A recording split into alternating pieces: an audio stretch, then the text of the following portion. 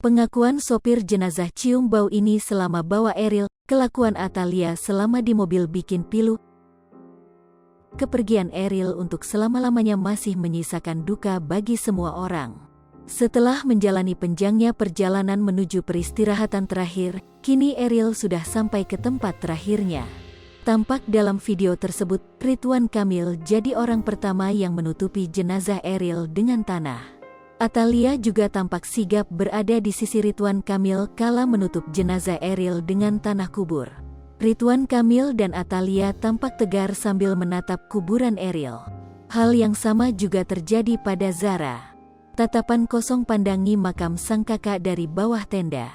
Mereka saling menguatkan satu sama lain. Kini Ridwan Kamil dan keluarga siap menyambut hari tanpa sosok Eril. Namun Eril akan selalu hidup di dalam hati Ridwan Kamil dan keluarga.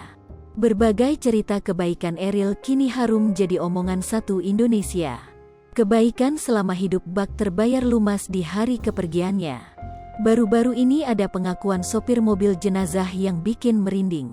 Sopir mobil ambulans pembawa jenazah Eril mengatakan, dalam perjalanan dari bandara menuju Gedung Pakuan Bandung, berjalan lancar. Padahal ketika itu hari sedang diguyur hujan.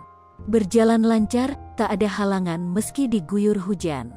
Senang sekali bisa mengantarkan jasad Eril ke Gedung Pakuan, ungkap Umang, dikutip dari YouTube Raf Intense. Tak hanya itu, sopir mobil ambulans itu juga mengaku mencium aroma wangi dari jenazah Eril. Kemudian, sang sopir mengungkap kondisi Atalia, ibunda Eril selama berada di dalam ambulans. Atalia disebut sering mengelus peti jenazah Eril, putra sulungnya. Teh Lia terlihat sedih, karena anak tercintanya pergi untuk selama-lamanya, ungkapnya.